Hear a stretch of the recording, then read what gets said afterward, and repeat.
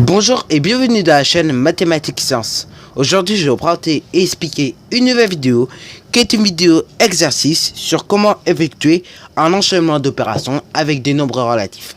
Alors donc là, pour effectuer un bon enchaînement d'opérations avec des nombres relatifs, il va falloir qu'on respecte deux choses. Première chose, d'abord il faut qu'on respecte tout simplement les règles des priorités opératoires. Par exemple, la multiplication est toujours prioritaire sur les additions et la soustraction. Cela n'a toujours pas changé depuis le temps. Ok. Et après, faut qu'on respecte les règles de calcul avec les nombres relatifs.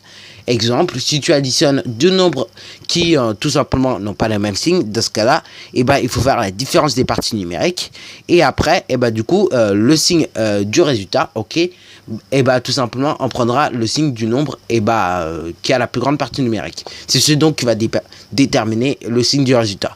Bon, voilà, en gros, ce qu'il faut respecter pour effectuer un bon enchaînement d'opérations avec les nombres relatifs. Alors, donc là, je t'en ai assez dit du moins sur les règles, ok, et du moins ce qu'il faut respecter. Donc, dans ce cas-là, je te laisse mettre ta vidéo en pause pour effectuer ces deux opérations de tête, ou en prenant les opérations qui sont affichées à l'écran. Et après, dans quelques minutes ou quelques secondes, la correction va s'afficher. Sur ce, donc, correction. Alors donc là, nous avons cette opération-là. Donc nous avons moins 60 plus parenthèse moins 10 multiplié par parenthèse 6 moins 2,5 fermeture des parenthèses. Donc là, tout d'abord, on va effectuer les calculs qui sont dans la parenthèse à plus interne. Ok, et même dans la parenthèse à plus interne, on peut constater qu'il n'y a pas de changement, qu'il n'y a pas de choix à faire. Donc là, du coup, on effectue la première opération que l'on voit. À savoir, donc, l'opération suivante, c'est tout simplement 6 moins 2,5. Enfin, moins 2,5. Ok, donc là, pour celui qui a du mal à faire ceci, de tête, tout simplement, il se remplace l'addition par, la soustraction par l'addition.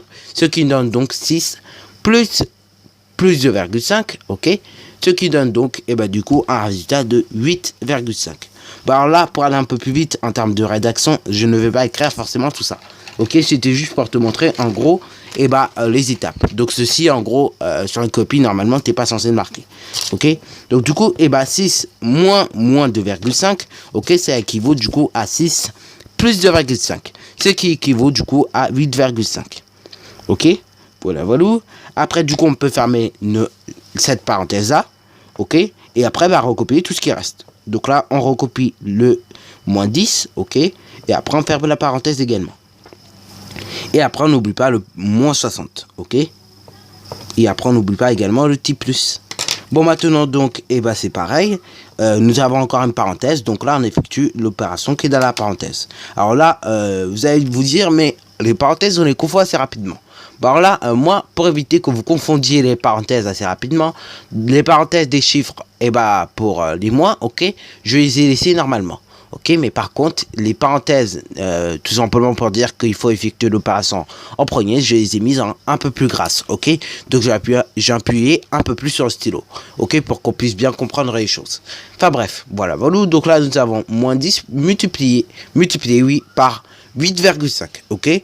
Donc là, règle des signes. Du coup, elle nous dit quoi cette règle des signes? Elle nous dit que si tu fais une multiplication de deux nombres relatifs dont les signes sont différents, tu obtiens donc un résultat négatif. Donc déjà, ça fait moins quelque chose. Après, donc il ne reste plus qu'à multiplier les parties numériques. Donc là, on fait 10 multiplié par 8,5, ce qui donne donc moins 85.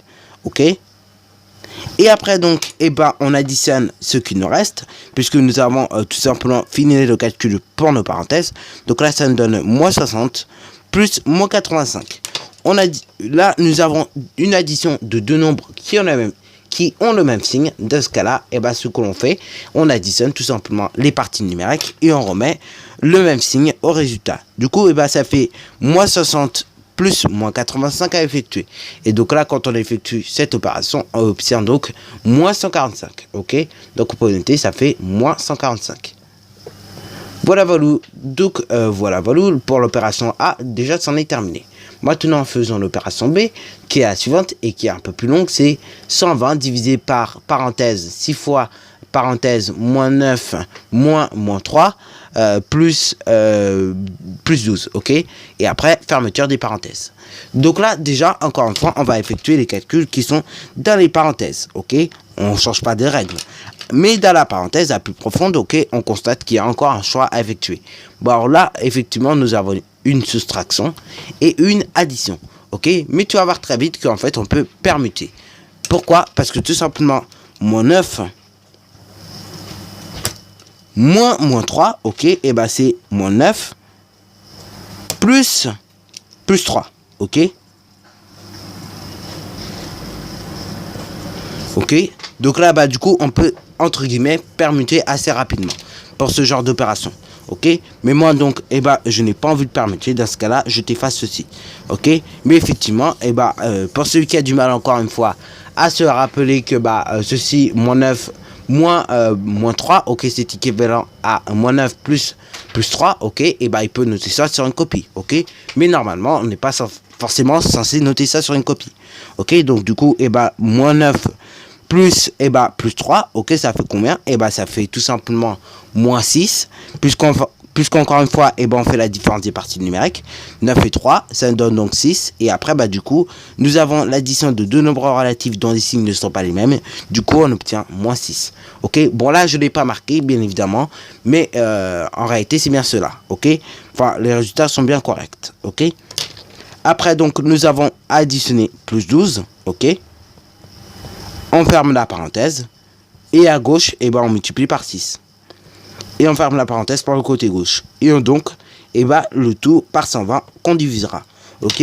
Maintenant, donc, on effectue pareil l'opération dans la parenthèse. Ok. Et là, encore une fois, dans la parenthèse, on a encore un choix à effectuer.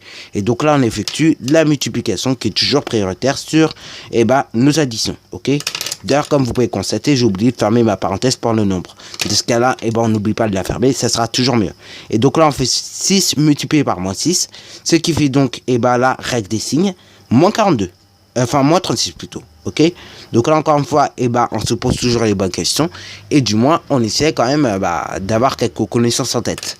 Du moins, connaître l'étape de multiplication, ok. Et après, on additionne à cela, plus 12, bien évidemment, ok. Voilà, voilà, je ferme ma parenthèse et on divise cela donc par 120. Ok, voilà, voilà. Et donc là, pareil, on effectue l'opération entre parenthèses. Donc du coup, ça me donne moins 36 plus 12, ok.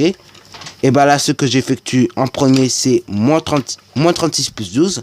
Ce qui me donne du coup, à faire une différence des parties numériques, puisqu'on est dans un cas où tout simplement l'addition se fait entre deux nombres de signes opposés, enfin de signes contraires.